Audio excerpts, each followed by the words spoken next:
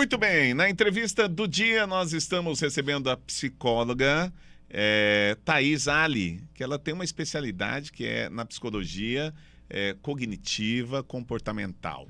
E a gente vai conversar sobre problemas do nosso dia a dia de comportamento, enfim.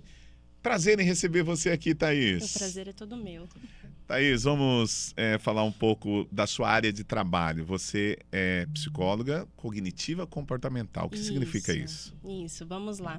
Dentro da psicologia, na área clínica, a gente tem várias abordagens, que é o jeito que a gente trabalha com o cliente. A minha é o cognitivo comportamental. Então, a gente tem comportamental, psicodrama, psicanálise. Como que a gente trabalha? O foco é no pensamento. Então, existe uma situação. Essa situação, ela é sempre neutra. Aí existe o pensamento, que é a forma como você olha para a situação e muitas vezes disfuncional. Ou seja, altera a emoção e o comportamento. Você está olhando, mas não está enxergando a realidade, é isso? Isso, ou enxergando de uma forma distorcida, certo? Quando eu mudo este pensamento, eu mudo a forma como eu sinto e como eu me comporto. Bom, quais são as pessoas que precisam desse tipo de tratamento? Todas. Todas as pessoas. Em algum momento alguém vai precisar, né? Então a gente está falando de casos mais complexos, mais desafiadores, as pessoas que têm um transtorno mental e também as pessoas que querem resolver alguma coisa, alguma demanda, tem alguma dificuldade. Então a gente tem de casos mais complexos até mais simples, como por exemplo, melhorar minha comunicação, me desenvolver melhor no meu trabalho, ajudar a ser um melhor pai, uma melhor mãe, enfim, essas demandas do nosso dia a dia. Nós estamos vivendo uma época que a depressão, a ansiedade são os grandes maus assim dos séculos, podemos dizer, pelo menos é o que eu tenho lido, né? Esses são os temas mais recorrentes para você assim, no seu consultório ou não?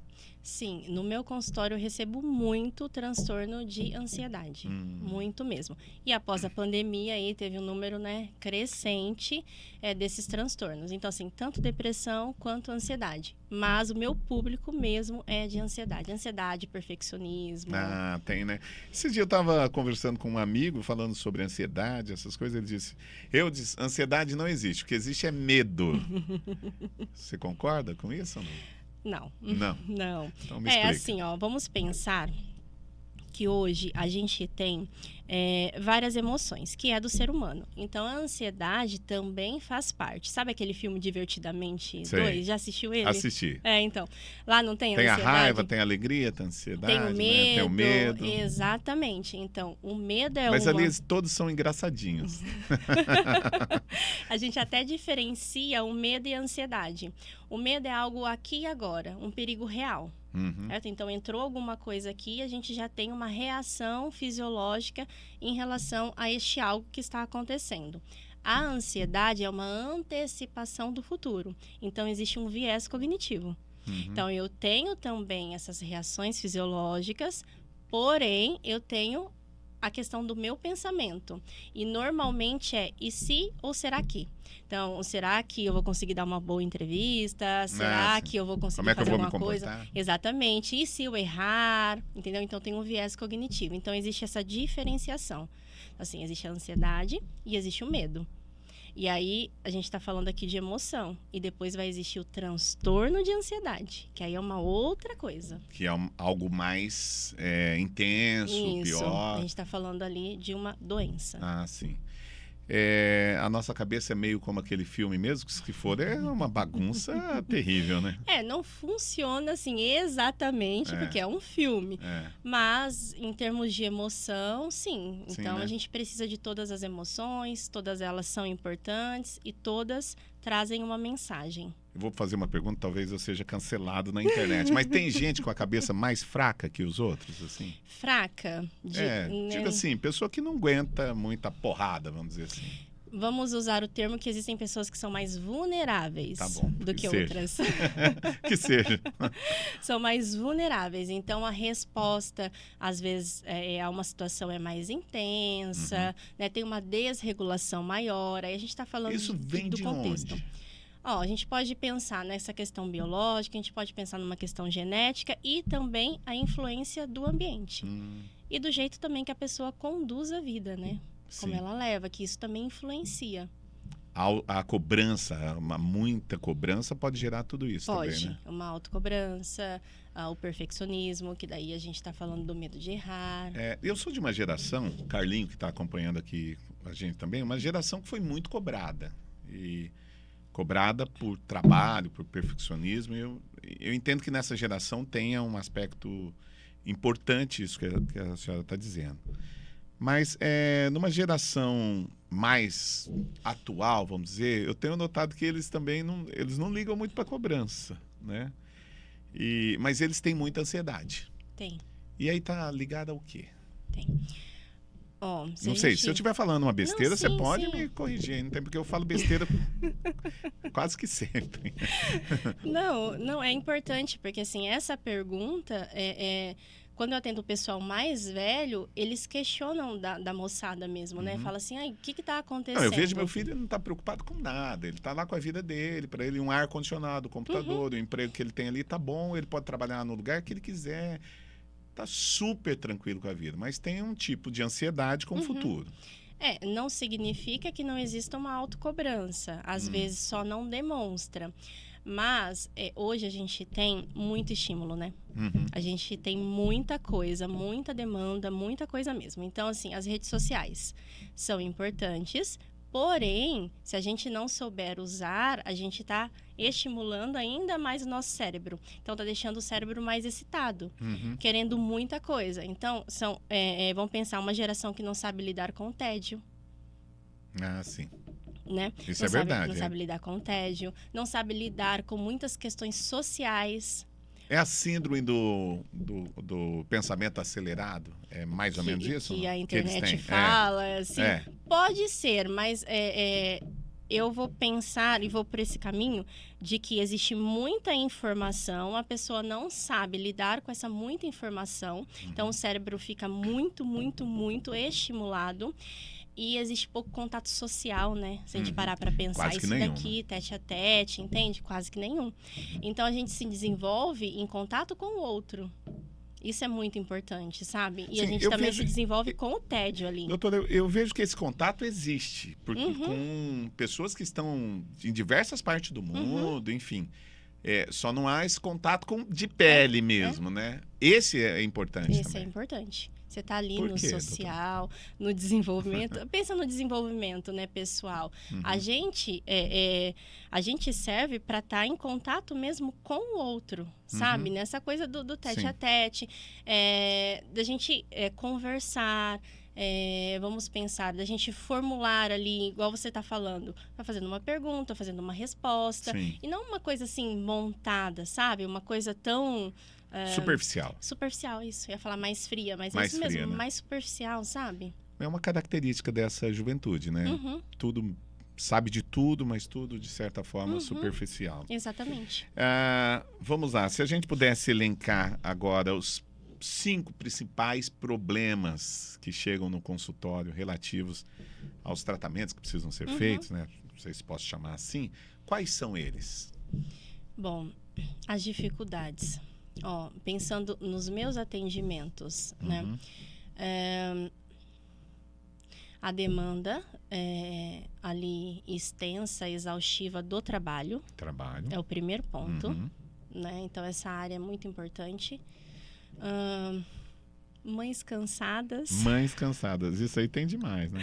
Criação dos filhos. Lá em casa tem uma totalmente esgotada, né? Por conta da exigência que os filhos têm, exigência da vida, né, como um todo hoje. É que nasce uma mãe, nasce uma culpa também. Então, assim, vem cobrança, vem um monte de coisa, né?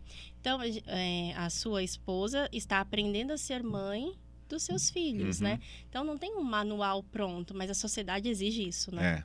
E cada filho é diferente, cada né? Filho é Se diferente. você tem um manual de um, não serve para o outro. Não serve. Se é que tem um manual, né? Então, as mães Trabalho, aí... mães... Exatamente. A famosa ansiedade. O perfeccionismo clínico. Perfeccionismo clínico? O que é isso? É porque as pessoas têm uma ideia de que perfeição existe, né? E que eu sou perfeccionista, como se fosse uma qualidade. Quando a gente fala do perfeccionismo clínico, a gente está falando de um adoecimento. Que, na verdade, não é um perfeccionismo. Você quer que seja feito do seu jeito, né? O seu jeito é o melhor.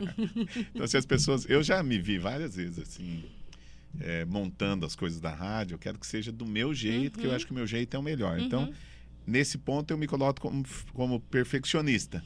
Mas, na verdade, na verdade não é que eu quero do meu jeito. Na verdade, o perfeccionismo é aquela pessoa que tem medo de errar. Ah, sim. E aí ela trava, procrastina. Aí, já estamos identificando alguma coisa para terapia. Tem muito medo de errar. Medo de errar, aí a pessoa procrastina, trava. De não conseguir fazer. Não se desenvolve. E aí fica naquela cobrança excessiva. Não, temos 4 aí, vamos pensar em outro. Então, trabalho, mães, ansiedade, perfeccionismo clínico. E a insatisfação. Insatisfação. A gente está falando de humor mais deprimido. Esse aqui é perigoso, né? Esse leva a pessoa até um ponto cabal, né? Pode levar a pessoa, né? Leva. A insatisfação. Então, trabalho, essas mães, ansiedade, perfeccionismo e insatisfação. Esses são os principais. São. Bom, como é que a gente... Você me disse que todo mundo precisa de fazer um acompanhamento, vamos dizer assim, clínico, né? Como que a pessoa deve agir para procurar esse profissional que se enquadra, né, naquilo que ele está precisando? Porque eu sei que a psicologia tem diversos métodos. O seu é aquele do divã, que a pessoa fica deitada? Não é, né? Não, o divã, inclusive, é uma técnica. Não é muito utilizada na psicanálise. O meu, não. Que a poltrona, mesa, então, aquele modelo médico mesmo. Era para todo mundo, era daquele jeito. Não. Como existem várias abordagens, então, assim, cada um pede um set, né? Então, pede um local específico. O meu é mesa, porque os pacientes escrevem, eles fazem tarefinha. Ah, é? É bem dinâmico. Por quê? Não gosto de tarefa. Eu sou perfeccionista, eu vou ter que fazer mais tarefa, né? Vamos pensar assim, para que a pessoa entenda que ela precisa de algum profissional, né, competente, então psicólogo, psiquiatra, ela precisa primeiro diferenciar o que é saúde e o que é doença, tá? Então, vamos falar de doença. Como que você sabe que você está doente fisicamente? Quando eu sinto uma dor, quando eu não consigo fazer uma atividade, sei lá, alguma coisa que... Mas eu acho que a dor é o principal. É isso? Tá, ok. Então, a dor, né? A dor física dor ali. Física, dor de cabeça. Existe, então, um sintoma que antes, então, você não tinha, passa a ter. E existe um jeito de funcionar diferente do seu corpo, correto? Sim. Com a mente é a mesma coisa. Então, se eu tenho uma alteração na minha forma de pensar, na forma de sentir, eu sinto de uma forma mais intensa, duradoura, existe uma frequência, um prejuízo, e aí eu me comporto de uma maneira inadequada ou até mesmo diferente, aí é esse momento que eu estou adoecendo. Um cara igual eu, que é muito confiante, muito. Pensa num cara extremamente confiante. Que bom. Como é que eu vou identificar que eu tô doente em alguma área? Porque é difícil, mentalmente falando, né? Existe uma alteração. Pensa assim, eu estou agindo de uma forma diferente do que eu ajo.